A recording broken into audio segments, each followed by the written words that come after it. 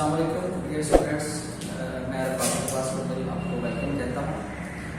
हम लोग बात कर रहे थे करेक्ट यूज ऑफ वर्ब की और हमने अपने प्रीवियस 2 लेक्चर्स में प्रेजेंट और पास्ट के हवाले से बात कर ली थी। उम्मीद है कि आपको क्लैरिटी होगी कि इनको कैसे हमने यूज़ करना है, specially with reference to MCQs जो कि डिफरेंट एग्जाम में पूछे जाते हैं।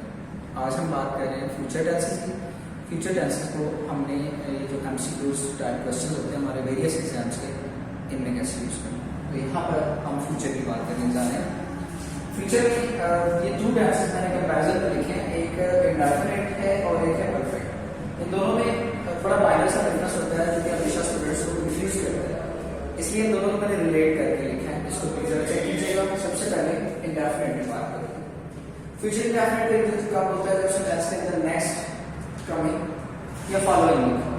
इसलिए मैंने आपसे चेक की, लेकिन यहाँ पर एक कंडीशन है छोटी सी। वो कंडीशन ये है कि with in a month.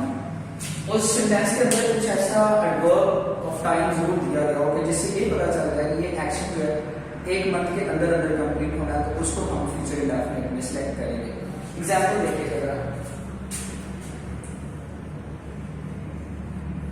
he dashed a new bike next Friday। Option हमारे पास है will buy,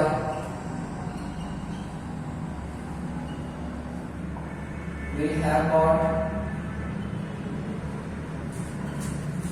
या will be buy।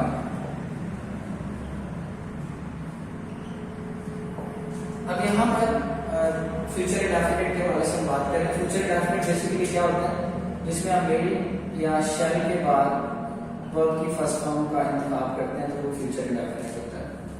यहाँ पर हमारे पास मैंने जो तीनों लिखे हैं, इन तीनों पे बेसिकली आपस में कंपैरिजन हो रहा होता है, फ्यूचर इंडेफिनिट, फ्यूचर परफेक्ट और फ्यूचर कॉन्टिन्यूअस। क्योंकि जब नेक्स्ट आता है तो बच्चा ये समझ रहा होता है कि ये फ्यूचर है, लेकिन प्रॉब्लम ये होता है कि उसको एक तीनों में कंफ्यूजन हो जाता है कि इसके बाद यहाँ पर लगना कौन सा है। तो will buy, will have bought या विल बी बाय, यहाँ पर हम क्लियर करते हैं। नेक्स्ट के लिए ये तो क्लियर हो गया कि ये फ्यूचर है, लेकिन यहाँ पर लिखा है नेक्स्ट फ्राइडे। फ्राइडे का मतलब कि जो हम बात कर रहे हैं वो एक्शन 1 मंथ के अंदर अंदर ही कंप्लीट होगा। नेक्स्ट फ्राइडे का मतलब अगला हफ्ता। अगला हफ्ता का जो फोर्टनाइट की कोई डिवीजन हो वो 1 मंथ के अंदर अंदर ही कंप्लीट होती है, इस वजह से उसको हम लेकर चलेंगे फ्यूचर इंडेफिनिट की तरफ। और फ्यूचर इंडेफिनिट में हमारा करेक्ट आंसर है विल बाय। इसमें हम एक और एग्जांपल देख लेते हैं। He dashed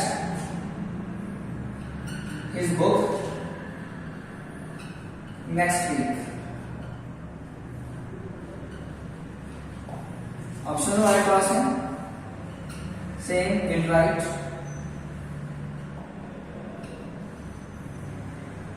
will be writing या will have written.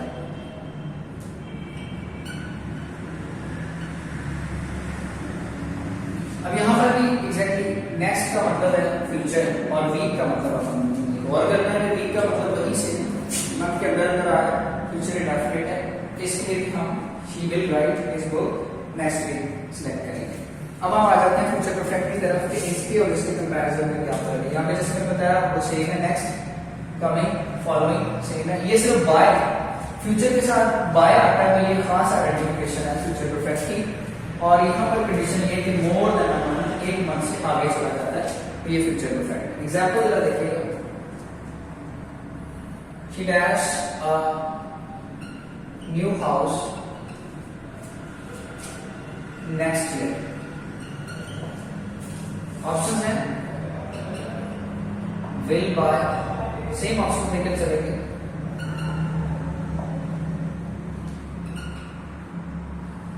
will be buying या will have bought। अब यहाँ पर देखिएगा नेक्स्ट फ्यूचर, लेकिन यहाँ पर नेक्स्ट ईयर। ईयर का मतलब है कि 1 मंथ से डेफिनेटली आगे की बात हो रही है, तो जो 1 मंथ से आगे की बात हो रही है तो वो फ्यूचर इंडेफिनिट नहीं है, फ्यूचर परफेक्ट है।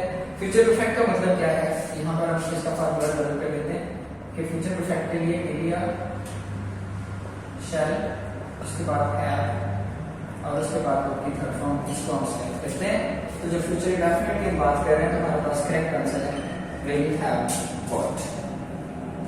दूसरी एग्जांपल हम देखते हैं, she dash her exam next fall। ये next fall भी एक से कंफ्यूज करता है बच्चों को। fall का मतलब next year होता है। will take will be taking और will have taken। एग्जैक्टली यहाँ पर भी आप देखिएगा नेक्स्ट है और फॉल है। फॉल का मतलब ये जो हमारा सारा एनम होता है जिसमें हमने क्लासेस स्टार्ट करते हैं उसको फॉल कहते हैं। तो यहाँ पर will have taken is the correct answer. By the time का भी हम कर लेते हैं। He dash his work by December next। Option है हमारे पास will complete, will be completing,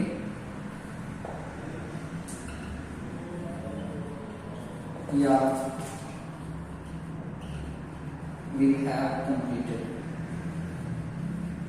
तो यहां पर तो देखिएगा जरा by December next, next future है साथ में बाय आ गया। दिसंबर डेफिनेटली अगले किसी मंथ की बात हो रही है, हमने एक मंथ की बात की, एक मंथ से आगे चला जाए फ्यूचर परफेक्ट है तो विल हैव कंप्लीटेड जो है इसका करेक्ट आंसर है। तो ये बेटा कंपैरिजन है फ्यूचर इंडेफिनिट का और फ्यूचर परफेक्ट का। माइनस का डिफरेंस है। आई रिपीट अगेन कि एक मंथ के अंदर अंदर अगर एक्शन हो रहा है तो फ्यूचर इंडेफिनिट है और एक मंथ से आगे चला गया तो वो फ्यूचर परफेक्ट है। इन दो पॉइंट्स का ध्यान रखना।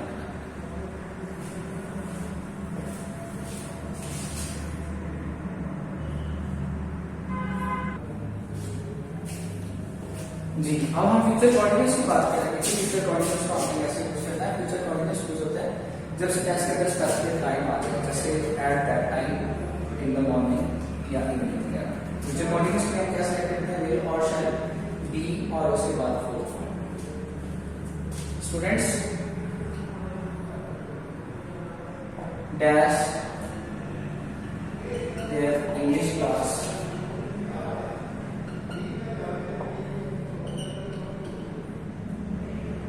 in the evening। ऑप्शन है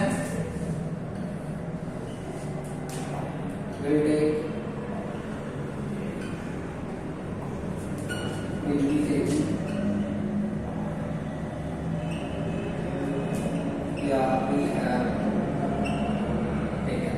तो अब यहाँ पर देखिएगा इन द इवनिंग, इससे पहले हमने जितने भी करेक्ट यूजर वर्ब के सेंटेंसेस किए एक तो इस तरह का टाइपिंग एक्शन तो और उसमें जो आप ऑप्शन देगा वो इस तरह फ्यूचर के होंगे तो आपको अंदाजा हो जाएगा कि ये इसके लिए मैंने अलग कंडीशन डिस्क्राइब कर दी है। परफेक्टली डेफिनेटली अलग कंडीशन डिस्क्राइब कर दी है तो तुम्हारे पास अल्टीमेट ऑप्शन जो है वो कॉन्टिन्यूस की बेस्ट है, उसको हमने टिक करना है। और सेकंड टाइम डिमेंशन है वो आइडेंटिटी नाम से शेयर करेंगे। अब फ्यूचर परफेक्ट और प्रेजेंट डेफिनेट डबल क्लॉज में क्या होता है। एक साइड पे जब फ्यूचर डेफिनेट फ्यूचर परफेक्ट होता है तो दूसरी साइड पे प्रेजेंट इंडेफिनिट होता है। She dash her work before the guests arrive। अब ऑप्शन हमारे पास है will complete, will be completing,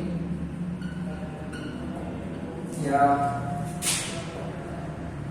will have complete।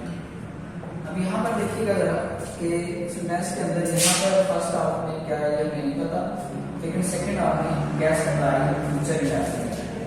Future indefinite के साथ कंडीशन आता है बिफोर और इसके साथ हमारा फर्स्ट क्लॉज होता है future perfect. Present indefinite, before और फ्यूचर परफेक्ट। फ्यूचर इंडेफिनिट नहीं है, इसलिए हम सेलेक्ट करेंगे will have completed.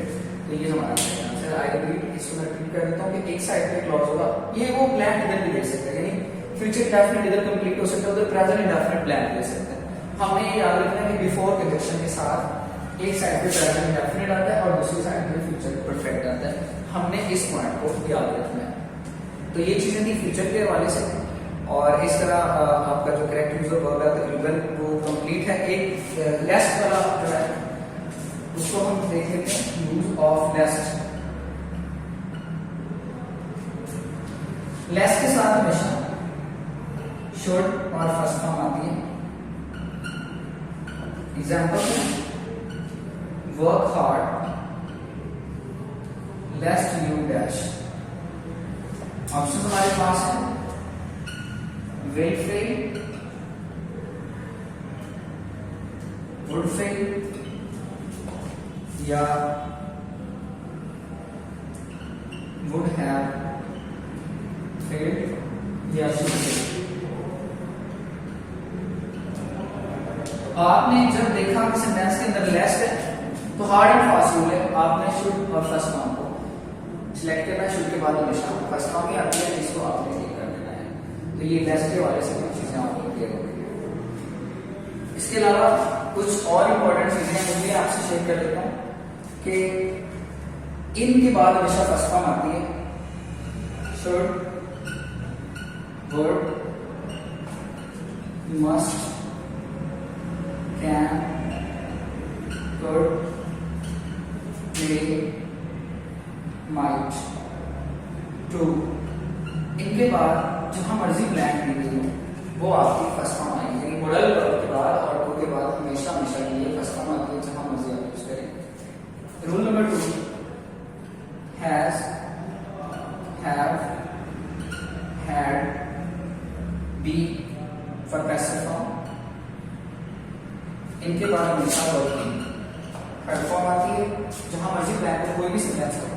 Rule number 3, अगर आपका सेंटेंस आपको नजर आ रहा है पैसिव वॉइस में, यानी उसके स्टार्ट में उसका सब्जेक्ट नहीं ऑब्जेक्ट है, तो हमेशा उसमें वर्ब की थर्ड फॉर्म का इस्तेमाल करें, कोई और।